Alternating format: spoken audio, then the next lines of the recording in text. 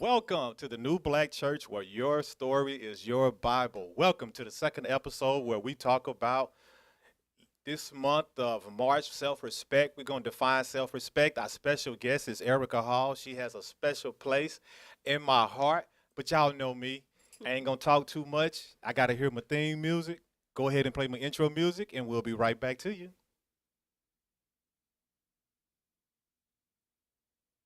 Take these bracelets off.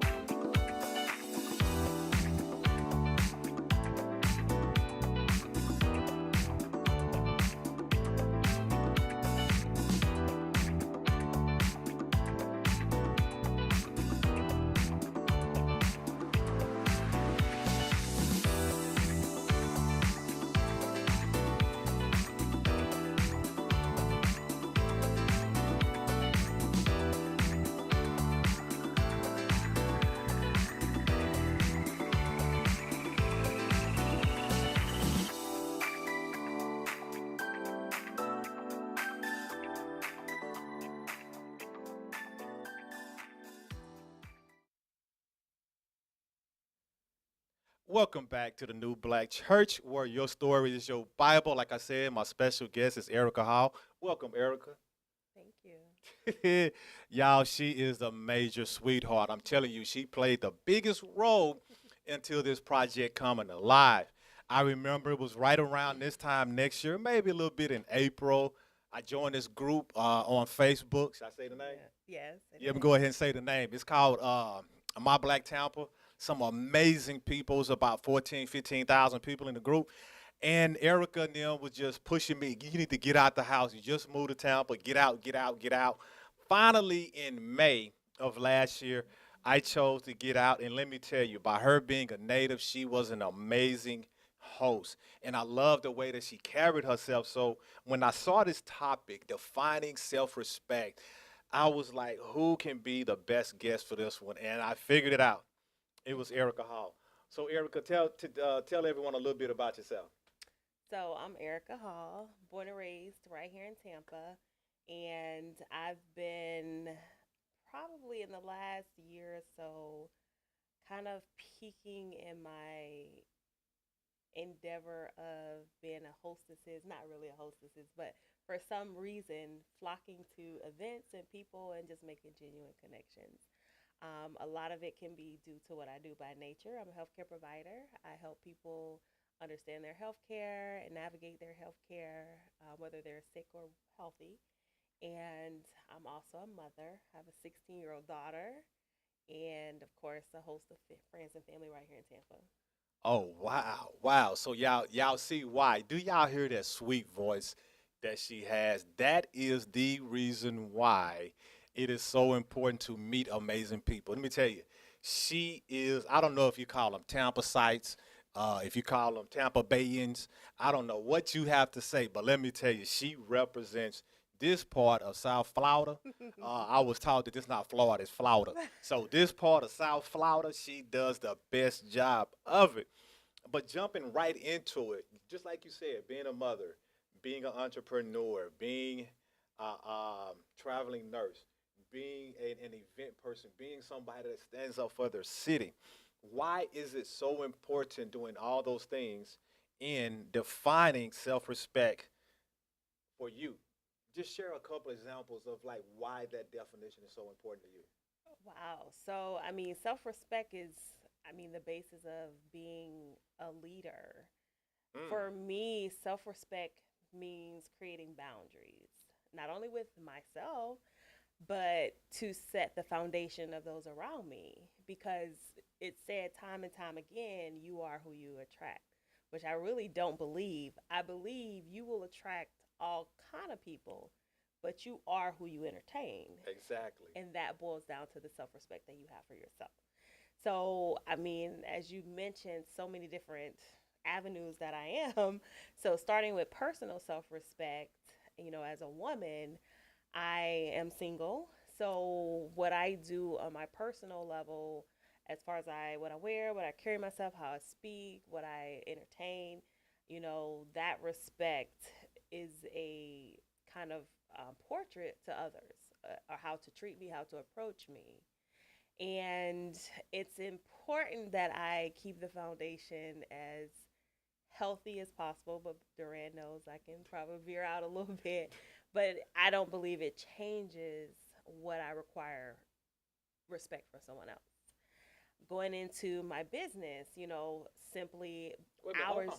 Hold Yes. on. Let's say some of this. We still got Okay. about a whole full 45, Okay. 50 minutes. We Okay. can't be giving them all of it right now. Gotcha. But Okay. let's tap into some of that you talked about in those definitions. Let's talk about defining yourself as a mom. Okay. How does self-respect work in that space? So, defining myself as a mom, being that I have a teenage daughter, Mm. and I'm a woman, so that is going to carry on to how she respects herself, because ultimately she watches me day in and day out, even though she will say she doesn't. I know she does.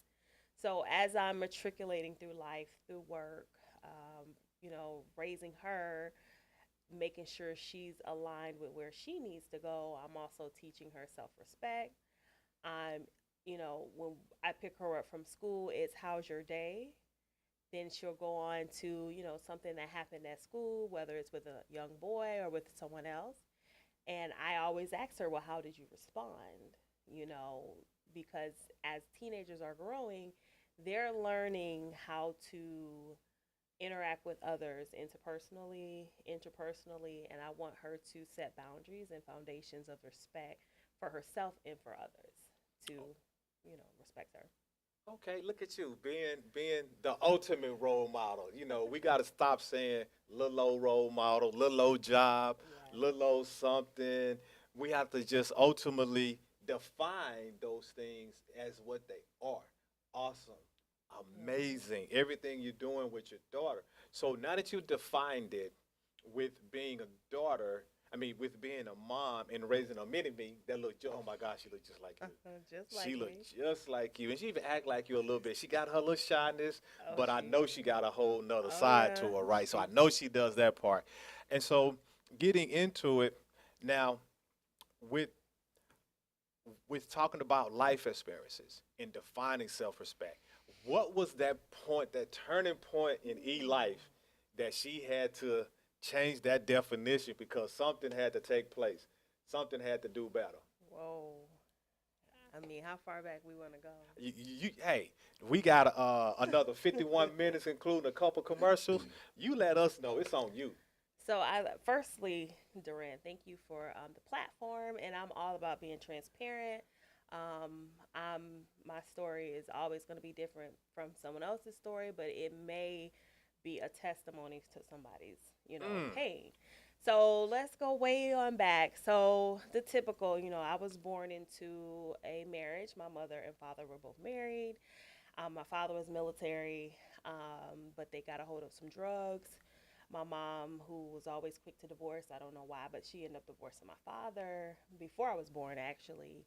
And as far as back as I can remember, I don't remember them ever being together or seeing them. okay. My earliest memory was being with my mom or staying with my grandmother, and my mother was a functioning drug addict. Okay. She tried to go to school for nursing, actually, which I think is probably a reason why I went so hard at being, something she couldn't. Okay. And, she, I watched my mom get dressed in the mirror, as pretty as she was, contacts, makeup, to go sleep with married men. At the time, I didn't know this, Okay. now looking back hindsight, but I would watch her use what she had to get things that she needed. She was a mother of, by that time, five, me being her only daughter. So, although I don't think I mimicked her, I think what I saw her do was a little, normal, because that's what I saw. But then Right. being raised by my grandfather and my grandmother, for the most part, seeing a healthier household, I I knew, struggle and survival, but in a healthy way. So growing up for me, I couldn't say I had the best example of knowing your worth, knowing how valuable you are. I think I knew you need to get up and you need to do something to get something that you want and need. Basically, we all got to pull our weight around here. So for me growing up, it was more so okay, I knew I wasn't going to go down the road of my mother, but I also knew I just had to go head down to the ground and work and build my value based on what I can obtain because I didn't have nothing. Okay. So fast forward into high school, I think I had a boyfriend at 13, honestly. Okay. Okay. I like that. And that to me was safety and security. Mhm. So that's what I kind of navigated towards. Now, I wouldn't say I didn't respect myself as a female, but I didn't know what was healthy and wasn't healthy. So I Mm. guess I tolerated whatever was given to me. So that was again middle school, high school, sweetheart, who I stayed in Tampa for actually. I was supposed to go to FAMU, and I ended up staying at USF to get dumped by my high school sweetheart. But I don't think at that time I again knew value, knew worth. I just okay, it is what it is. So as I'm matriculating through college and growing as a woman, not having the best foundation, I had to develop okay, boundaries. I had to develop okay, you are worth more than what someone basic what they want to give you in the basic ways. Like you don't have to accept that. You're worth more. So it took me a very long time to really, really get that though. If I'm being honest, from 19 to maybe 27. Oh, that's not bad. That's not bad. 19 to 27, not bad. I didn't get it till I was 47, so you're 20 years ahead of me. So being a very young 27-year-old nurse practitioner at the time, I Wait a mean, minute. Hold on. Stop right there. You was a nurse practitioner at 27? I was. Okay, y'all, we're gonna have to stop right here because she's gonna have to get into how did she become a nurse practitioner at 27 years old. Couple commercials. We're gonna watch these. We'll be right back, and we're gonna find out why I call her Easy E became a nurse practitioner. Y'all understand defining boundaries with the New Black Church, where your story is your Bible.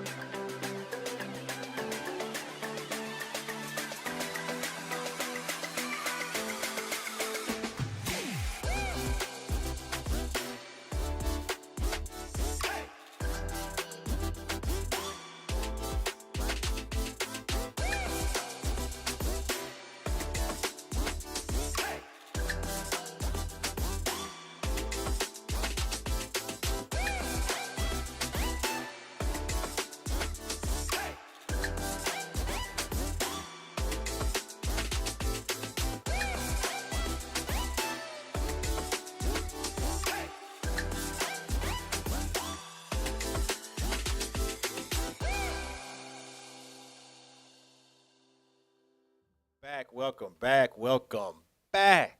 That's an old school TV show called Welcome Back Carter. They used to say that in. I know some of that, phew, it just went over y'all head. Now, y'all know I have my iPad out, I got my notes, and so I got to take notes because she's giving us all this rich information.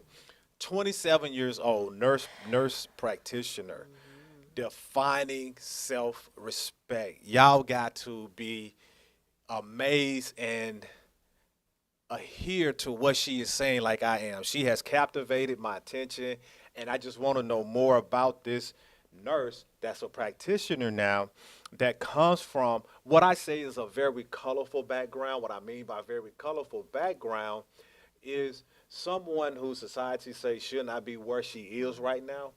But all of that beauty helped define this amazingly beautiful woman that has gotten me out the house, out my little shell, so that I can open up and be a better person. Now, her story is part of her Bible, and she's sharing it with you all on today. Now, jumping right back into with Erica, getting into, let's talk about being a nurse practitioner at 27 years old. Yes. Like, you had to really define some self respect in who you were during that time. Absolutely. So, I mentioned my mother wanting to be a nurse. So, due to her addiction, she was not able to, get accepted or even obtain anything close to being a nurse. So, knowing that as a young child, that kind of pushed me. But what really, really pushed me, I had an aunt who was probably my grandmother's only college graduated child at the time. And she was like, no, you're going to school. End of story. You're going to school. She would take me to college fairs, FAMU, UF. We would stay the night. And, when I really saw that, and I was like, okay, I can do it too. My aunt did it. I could do it. Then I started working for a black lawyer at 16. After school, I would go up there and I would just file papers or answer phones. They would pay me 40 hours a week, but I was working like 10 hours a week. Oh, wow. So I'm here 16. I think at the time I was getting maybe $9 an hour, but I'm getting a 40-week check. And then I saw the affluency. I saw he had a leased car every 3 months. We would have the parties at his houses. And I knew, okay, black people, men and women, can be affluent, can attain things in life. So that was a motivating factor. And then the icing on all of that was in the 11th grade. My teacher in my health science class, I never forget her name, Dr. Doreen Hyman.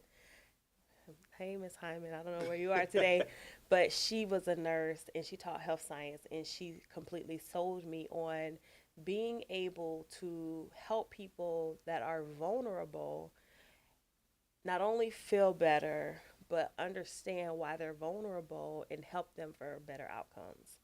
For me, coming from such a colorful background, I'm like, I grew up in vulnerability. I didn't necessarily have anybody to kind of help me navigate it. I was kind of, this is what you do, this is how you do it.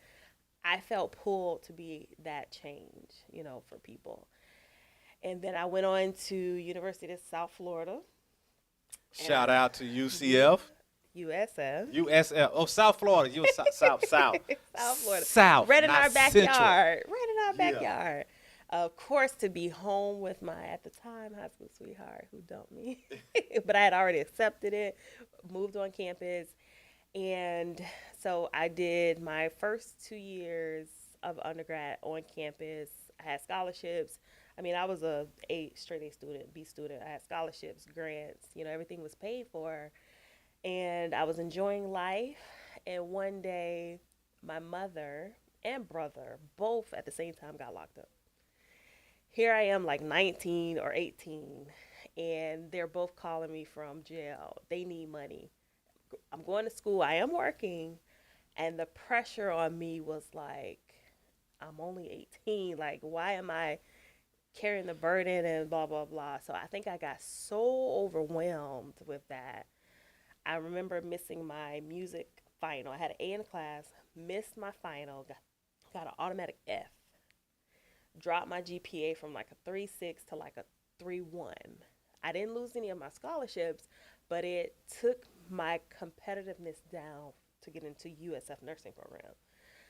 So then I remember everything flopped. I had a like 780 credit score at 18. I had credit cards. I was defaulting. I think I was depressed. I was 18, blah, blah, blah. So then I was like, okay, what are you doing, E? Like, this is your livelihood. You want to go to school. So I pushed forward. I started taking extra classes at HCC to rebuild my GPA. I was almost in my third year at USF and hadn't gotten into the nursing program. And I'm like, I'm not going to graduate with gerontology. This is not what I want to do. So in the midst of all that, I had a little surprise, which what I thought was food poisoning, which happened to be while you're pregnant. And here I am, 19, like pregnant. I was in an apartment with a roommate. Her father and I, we were 19. I'm like, okay.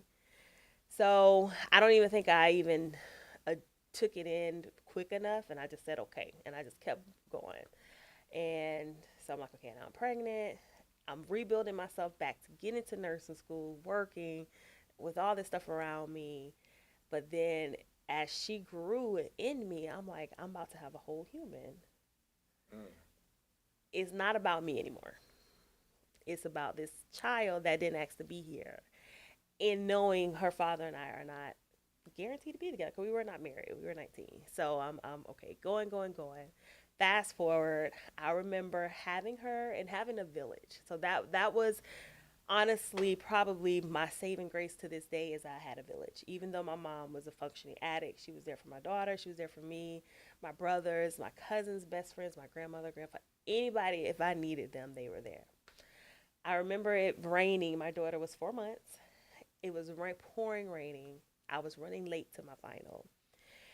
And it would have taken me longer to go to my grandmother's and drop her off. And I was like, bumping, I got to take this girl with me to class. I got to take her with me. My daughter was such an amazing baby. She was so quiet. And I remember going to my teacher and I'm like, it's late, it's raining. I'm either going to miss this final and get an F or I have to bring her here. Dr. Baker, black lady, I'll never forget. And she was like, well, as long as you can take your exam, she's fine. I literally held her in my left hand and took my exam with my right hand. And she looked at me the entire time. Oh, wow. And I just remember her looking at me and me doing my exam, finishing, leaving, going back home, hop right back into mommy mode, working mode. Of course, I passed the class. And like those little things just were motivating for me. Like, I have to do this. So then, fast forward, I got into nursing school. I graduated with my bachelor's when she was 4. That time, her father and I ended up splitting, and it was just me and her. And then I was working as a CNA, seeing everybody make these decisions for people of color and just people in general who were not people of color. So I'm like, what do I need to do to be on that part? To be on that side of advocating more, making more decisions, educating more. So went to graduate school, an additional 2.5 more years. And I pushed through. I worked. I had her and my village, and then I graduated in 2012 with my master's in nursing. A month later, took my board exam and became a nurse practitioner. Wow. Yeah. Now, y'all, that's more than one chapter of the Bible right there. It's She a gave lot about of it. three. She gave Woo. about 3, 4 Listen, chapters. when I write my That book, that is a whole yes, lot to unpack, and it's uh-huh. amazing. And the one consistently thing that I kept hearing from you is the way that even though there were other definitions going on around you, you did not let none of that define you. Absolutely not. You allowed what was in you, really in you and coming out of you, you Mm-hmm. know what I'm saying, to help push you to be even greater. What we call that is birthing opportunity. Yeah. At the same time you birth a baby, you birth opportunity. You did not allow what was going on around you, and that's what defining self-respect is a big part of. So part of that definition is being able to adhere to what your self-esteem is, even Yeah. though you went through a breakup. Mm-hmm. High school sweet, I know about them high school sweethearts. Whoa, mine hold me out, but it ain't my day, so we ain't gonna talk about that. But let me tell you, I know about that, and then how that can have potential to bring down your Yeah. self-confidence, but you didn't let it. I heard you sneak in a couple negative words. You don't play them negative words, but it's cool. But I heard you say some of those things, but those are the building blocks that like got you to get in. Like, I love the part that you shared about holding your baby and then taking your test. What I heard in that, I heard two futures growing at the same time. Mm-hmm. You were showing your daughter what her future can look like by seeing what mommy can do and what mommy won't let anybody hold her back on, right? And then at the same time, you show mommy that you can balance this thing before you even turn 25. You showed the world, and not only yourself, but you showed everybody in that classroom who had an excuse to why they didn't Mm. make it on time, to why I should have studied, to why this and why that. You sat there and showed them that look, and it's raining. It's raining, got Or the baby, and taking the test and passed the class. It's Mhm. like these are those defining moments that help us define self respect in our life. See, this is why the New Black Church is so important because there are so many amazing stories out here that we grow through and we become great people. But I'm not going to hold you out. I'm not going to talk too much because we have to know about now that she's a nurse practitioner, now that E was like, yo, I don't like the way y'all treat those brown and black people over there. So how can I Mhm. get back on the other side, get me a nice white jacket with engraved name on it, with them initials right below it? We want to hear about that part. So we're going to take a quick break, come back in about 45 seconds to a minute. Then we're going to hear about this amazing traveling nurse and Mm. what else she does, because she does it all, y'all. She's a mama, what is it? Mamapreneur, entrepreneur. Go get it. Check us out. We'll be right back.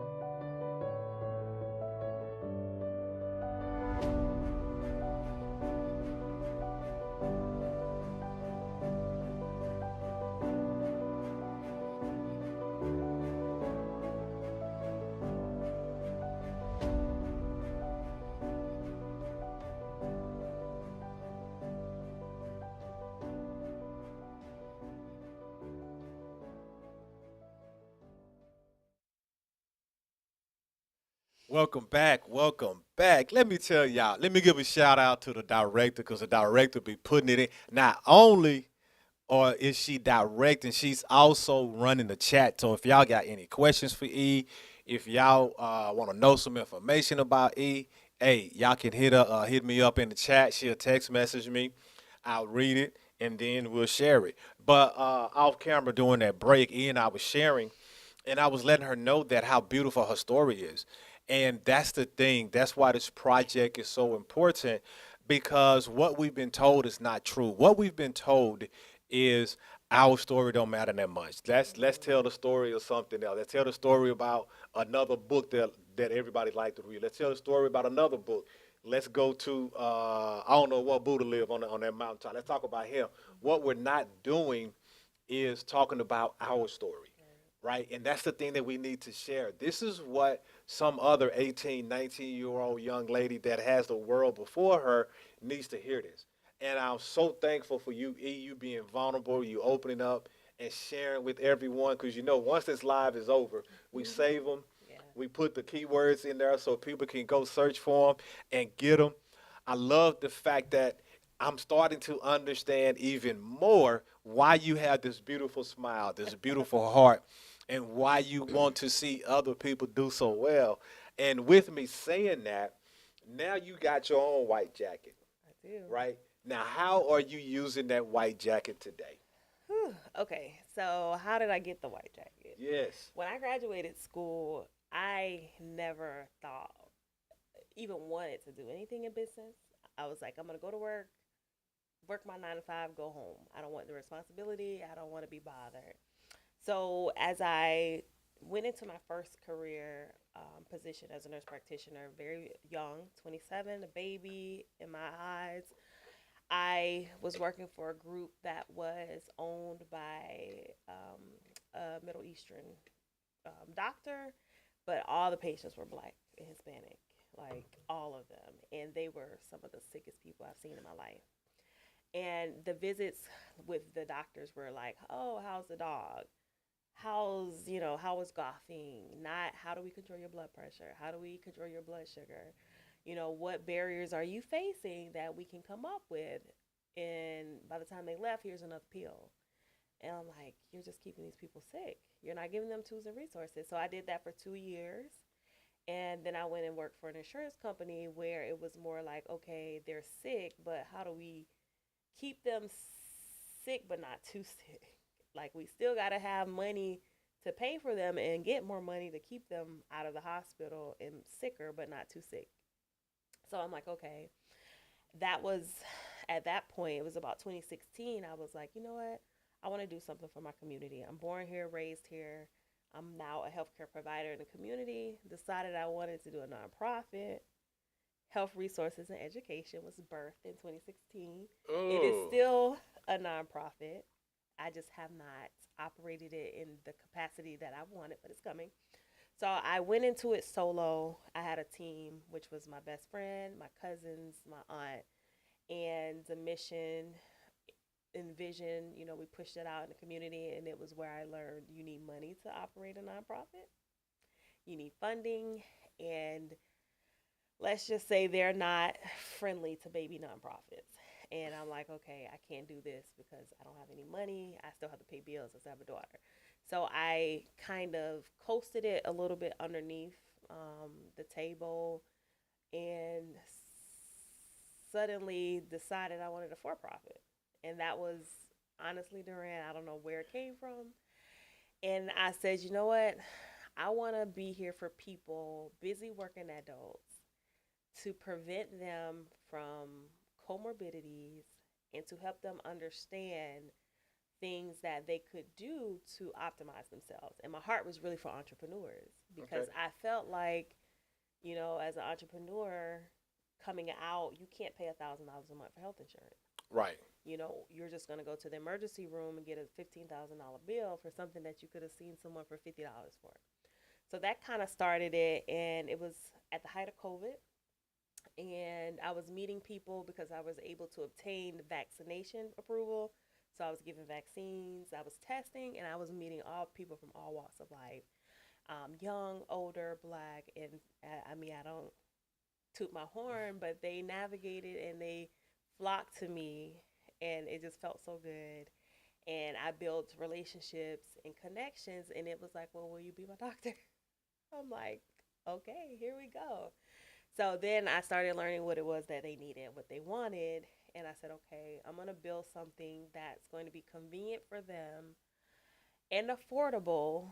But at the same time, I'm not going to be able to operate in a capacity because of a barrier due to health insurance. And that's a whole other story. But my clients, they come anyway. They pay out of pocket, or we do a workaround and able to get something covered through a network contract. And I said, okay, I can work hard for other people, which I had did for the first 5 years of my career. Let me do it for myself. And it was doing that and seeing the satisfaction and seeing the positive outcomes that just kind of pushed me to continue Premier Body and Wellness today, which is my heart and soul. I do that in addition to travel nursing, Duran. So I don't quite travel like out of state anymore. I did do it for 2 months. I went to Texas. It's more so I am doing local. So, but I am in Orlando right now. So 3 nights a week I work in Orlando. And then That's the traveling other, to me. Anytime you got to go, Orlando is 10 miles away, but 2 hours. right? Is yeah, It's really more than 10 miles, y'all, but it is a yeah. It's a drive little to drive, get into but you know what I Orlando. do? I listen to my podcast. I Oh, you listen listen? to Oh, Duran. I listen to music, and by the time I look up, I'm there. So, and that part, because I get asked why do I do it? It's easy, low hanging fruit. It's something I can grab and stack over there for a rainy day. hmm, I try to create a life of comfort and ease for not only for myself but for my daughter. A life where we neither one of us will need or want for anything, and I'm able to do that while running a business. So okay. So you're running this business. I like the way your story built up for you.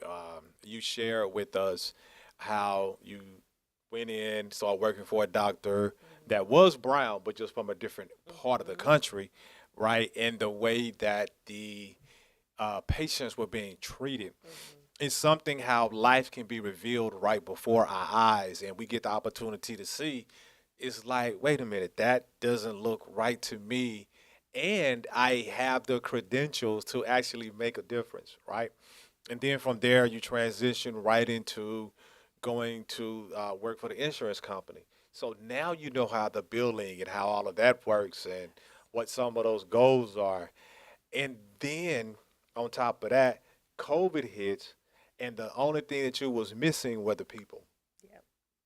You put they they always say this in the in the hood. Pastor them say this: if you build a building, they gonna come, and that's the building is more than just four walls with a roof on it and a foundation. Yes. The building is a plan, y'all.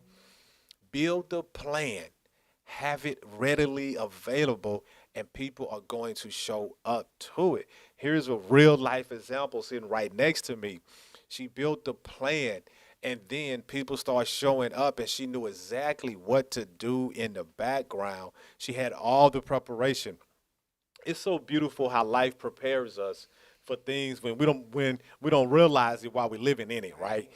You know what I'm saying? And then not only that part, also has a nonprofit that wants to give back. Do y'all hear how defining self-respect is taking place?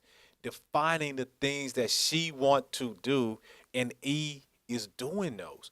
Not only E can do that, not only myself can do that, but everyone that will watch this, that is watching this, and that is going to watch this, and also listen to it as a podcast in the car or while they're running or Yeah. doing something, right? Understand that we all have this power that is within us. Didn't y'all hear how life was evolving? That's what self respect does. Self respect evolves right along with us. Now, the question that I have, because see, you can run your own business. 'Cause I ran a business before. Sometimes it can get hard. Sometimes it goes extremely well. Then it can just bottom out. And then it can come right back up. And then it can level out. And it can take off. It goes with its ups and downs. Not the business is not the only thing like that in life. Life is like that. Life takes some of those same turns. So if you don't mind, you can look right there to that camera right there and let them know directly in front of us, how are you handling those struggles when you have to really deal with self-respect? But it's kind of like borderline, like, ugh, if I do this, don't nobody know. Mm. But if I do this, somebody will know. How do you handle those situations in life? Wow. So, Duran, that's very good. That's a very good question. And I had to come to Jesus with myself because being all over the place, because I'm gonna call it like it is, all over the place, having the business, working, plus having my daughter, still being a sister, a granddaughter, a cousin, a best friend, and with MBT, I felt like I was all over the place and I didn't have balance. And it was before we met last year. Hmm. But I will say I have been intentionally, and this is where the self respect come in. Hmm. I've been intentionally putting myself first. I love that. And that's through, and you've seen me, wellness wise, preaching to the choir. I'm a provider. I value my health. I'm healthy as far as I don't have any medical conditions. I don't take any medications. I do have a history of being overweight in my family. My mom wasn't, but my father is. I have Jamaican blood. We are thicker. I've always been the thicker one. But I also came to a point in my life where at one point I had reached a very, very heavy weight where I was like, I mean, short of breath. I just was not happy how I looked in clothing. And at that particular point in my life, I was unhappy, but I was determined. And I remember hooking up with a bodybuilder, and it was strictly, he taught me how to eat. And I think I went from a 20 to a 12 Duran, no lie, in like 4 months off food alone. But I didn't have a business. I wasn't working multiple jobs. Again, I had my village for my daughter. So my free time was very much so available for this such a regimented role. Fast forward, life, relationships, I end up, gaining some weight back. but not to where I was uncomfortable, but more so, okay, you need to get ahead of this before you get to that state of uncomfortability. You need to respect yourself more. You need to value yourself more. You need to do these things to feel better, more optimal. When we talk about self esteem, self confidence, when you're feeling your best, when you look your best, you are your best. And we all have the capability of doing that, and I say I can't make excuses. And when I talk to clients, I'm like, don't tell me excuses, because I work two jobs, a business and overnight. I'm in the gym 3 days a week. This week it was two. Today was supposed to be a day, but I'm going to rest because I kind of strained my shoulder. But I'm Well, being, let's talk yeah, about those 3 days in the okay, gym because I don't think people heard what you said that you went from a 22 to a 12. yeah, She's faithfully in the gym, y'all. She's one of the things I love about E is when she posts pictures online, she don't just post the headshot. She posts the post full body shot. everything. And part of that self-respect thing is loving yourself throughout this process Yes, you that have you go to. through and growing, right? And so let's talk a little bit about that. Your 3 day workout, you're eating. Yes, she is Jamaican, y'all, so she like that Jamaican food. I'm not the biggest fan of all of it, but some of it is good. Like I like that jerk chicken.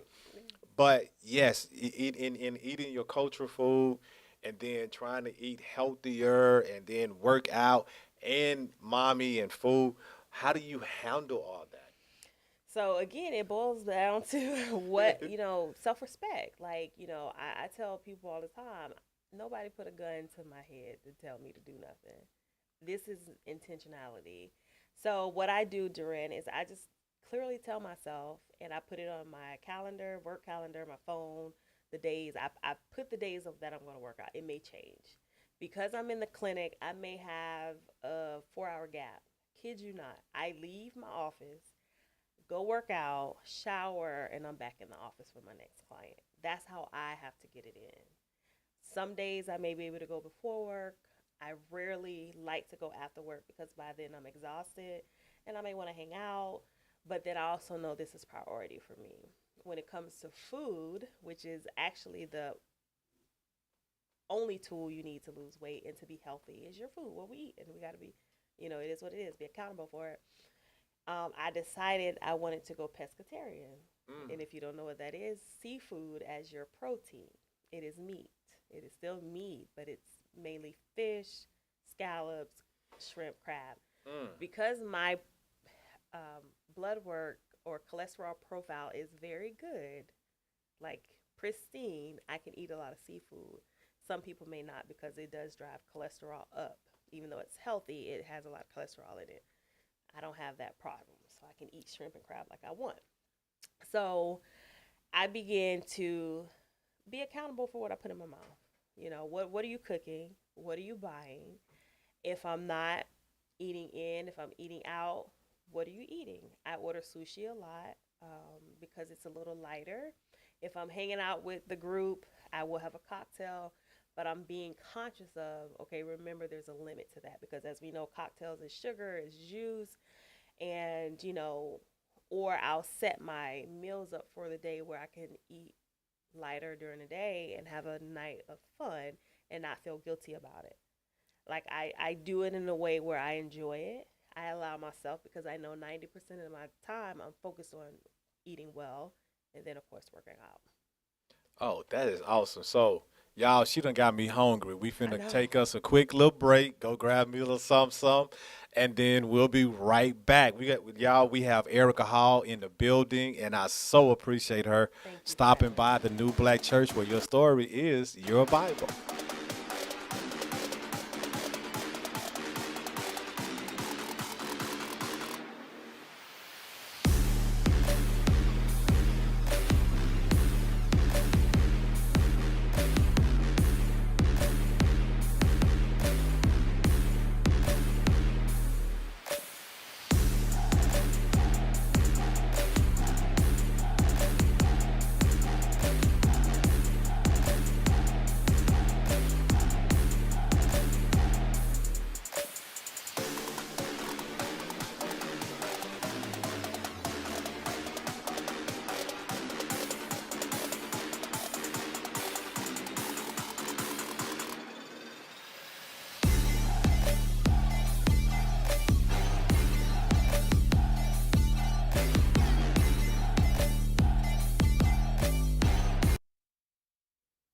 Welcome back to the new Black Church where your story is your Bible. We got Erica Hall in the building, y'all. And real quick, my director's gonna put up her website. Go check out her website, and you can see her services that she's doing and stuff like that. But hey, right now we into this last part of the show. We got a couple minutes left, and one of the things that I would love for Erica to do, because y'all heard the same thing that I heard, that she has truly grown through a lot and has truly excelled when others thought that she should not have. Now I know nothing but winners, so I get it. Why that? Because all of that builds her story, right? And she has to share this, and I love the fact that she's sharing this with us. So E, a couple things right here. What is a takeaway that you have for a woman that is currently going through some of the life lessons that you've already been through? What are some of those that you can share with her? Ooh. So, firstly, and we've heard this all before, do not compare yourself to anybody else's journey. The art of comparison is such a sabotage because everyone's journey is going to be different. We may have the same goal, but your journey is going to be different. In my case, when you talk about a single mom, I had my grandparents, I had my best friends, I had my cousins. I could call anyone any time of the day, and my daughter was fine. There's some women, they don't have that. They can't even trust people with their children for whatever reason. So to say that the path is going to be the same, it's not. Can you get to the goal? Absolutely. You just got to find out what works for you in a way where you have boundaries, where you have that self respect, you know, very much so as a foundation, not only for yourself or for your journey, your children or those, your loved ones around you. And, focus on your focus. I can't focus on somebody else's focus because then I lose focus of where I'm going. I said something today on the way in, and I actually posted it, and I don't think anybody read it. And, it resonated a lot with myself because I'm still on my journey. And to be honest, we all should be on a journey. It's lifelong. Self improvement is lifelong. If you think you made it, you need to go harder. And I'm going to just say that. But it, actually, I don't want to not say it right, so I'm gonna grab my phone Yeah, because go okay, ahead, go ahead. because I don't want to Go ahead, grab not your quote phone. myself. That's right, quote yourself. But I made this quote and I was just like, this is nice. Y'all, while she getting that quote, we up here being fed. Y'all, I noticed I was playing with my laser printer, and I Oh noticed yeah. that it's on the back of my iPad when I was goofing around. And look at her, it's showing up. I cannot believe that. That's why I kept doing my iPad like this too, so y'all can see that. Yeah. Y'all see that right there? That's what I've been playing with my laser engraver. He's Um, multi talented, by the way, if you didn't know. and then why? You thank you, E. Thank. I so appreciate that. E was in awe when she came into the studio, and then she was in awe when she found out that I've been doing all this by myself. Listen. And like I say, I would not be doing this if E did not get me out the house back in May. But that's enough about me. She got this quote together. Let's hear this quote, y'all. Okay. First, live. We get this quote first. Yes, Let's you go. get it first. Don't steal my quote. Okay. You are accepting where you are, even though you can do better, while expecting them to accept you where you are, even though they can do better. Wow. Y'all, So, go ahead. Go ahead. We listening. so, and that can be relationship, business, I mean, family. I feel like sometimes we self limit ourselves and we accept things, um, decreasing your value, decreasing your confidence, your esteem. But then you turn around and you want someone to accept that, but it's minimal to what they could have, if that makes sense. Makes a lot of sense. So, and Duran, we talk a lot about relationships, and I don't think we even talked about that on this Mm-mm. particular topic. But when it boils down to it, when you talk about relationships, whether it's between a man and a woman, business relationships, I cannot expect someone to accept me where I am when I'm down here, knowing they can have something that's up here. So, what do? You change where you are to get up to that level so that you're not only going to attract higher, you can entertain higher. I love that. So to any woman or who feels like she's stuck, who feels like I just can't do this, I'm going to say like Nike and just do it.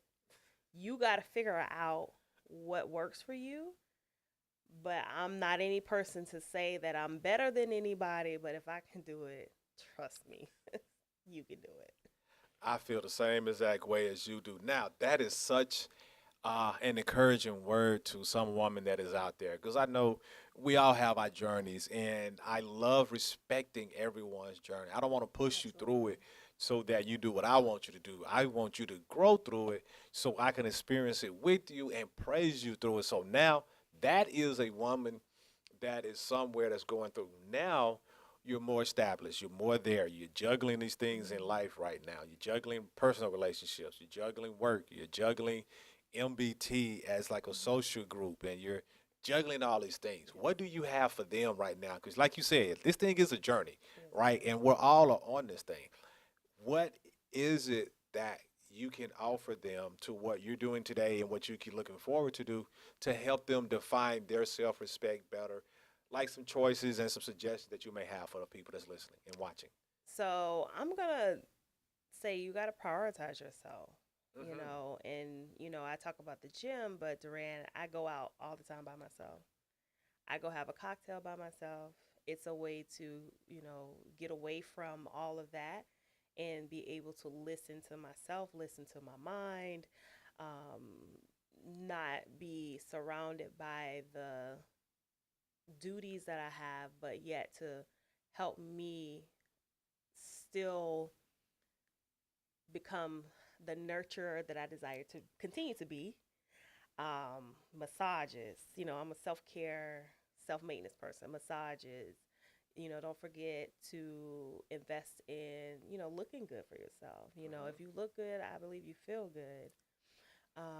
And, being intentional about relationships, whether it's business, romantic, or just platonic relationships. Surround yourself with people who are where you want to be. Hence why, Duran is my guy. He's, such an inspiration to me because, I mean, he's where he wants to be, yet he's going higher and he's hopping out on a niche that he's absolutely dominating, by the way. You guys got to come see the studio. But, desiring more. When you want more, you do more to get that. So just keep striving to want better. Man, I love that, y'all. She nailed it better than I could. Defining self respect is wanting more for yourself. That will increase your self esteem. Yeah. That will increase your self love. That will increase your self care. And more importantly, that will increase your self respect. Y'all, we just want to thank Erica so much for coming out, hanging out Thanks with for us, having me. sharing these amazing. You know what? You didn't drop no nuggets. You dropped some boulders on us today. You really have blessed us. Love the quote that you came up with.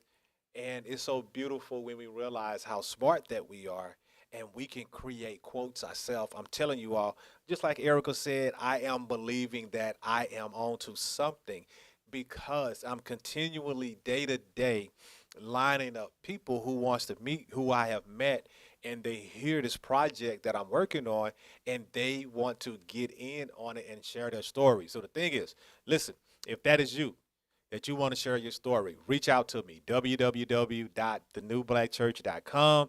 We're going to have that on the lower third next week. I didn't make that today. Also, follow us on all social media at thenewblackchurch.com. Now, we also do during the week, we talk about this on Sunday. Monday, we have men's night on TikTok. We have Women Wednesday on TikTok at the New Black Church. And Thursday, we have couples where men and women come together. It is a positive space, you all. I have a couple projects I'm working on. I'm getting ready to set up two websites that are going to be 10,000 men on TikTok in December, 10,000 women go live on TikTok in December. one day, 2 hours, the same time on Monday, the same time, and on Wednesday, 10,000 people go live being positive. One of my friends on TikTok, shout out to my boy Caleb, peace out. My boy used to always tease me and say, Duran, nobody wants to hear all that unicorn talking and rainbows. And it dawned on me, yes, they do, because I'm living in a field of unicorns that are Mm. looking at rainbows. What that means is every last one of us have a beautiful story. Stop looking at mine and admiring how beautiful it is. Look at your own story. And then look up at the rainbows. Rainbows come out after the storm. Mm. That means some of us are already out of our storm, others are just now coming out. But when we're in the field together and we're creating this village and living in this village, we're all helping each other. That's what we're creating. We're sharing these stories to build this village of all of these amazing people. Everybody has an amazing story. If you want to share your story, reach out. We'll have somebody reach back out to you, set you up for a date. This whole year, we're talking about self from January all the way down to November. So I promise you all, join us every Sunday, 5 o'clock Eastern. We do these live. We want to save them. We're going to get to the point to where we start making this real. I got to make some reels off of Erica. She dropped so many amazing nuggets. We thank you so much for coming out to join us. Y'all, my director is amazing. I love the work that she does. This is her second show. She's getting it. She's getting it down. Awesome.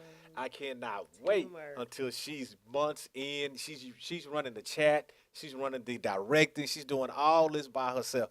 Y'all, it is a couple of us. If somebody wants to volunteer, reach out at info at thenewblackchurch.com and we are here to help you. We are here to receive your help. We got some merchandise coming. We got some cups coming.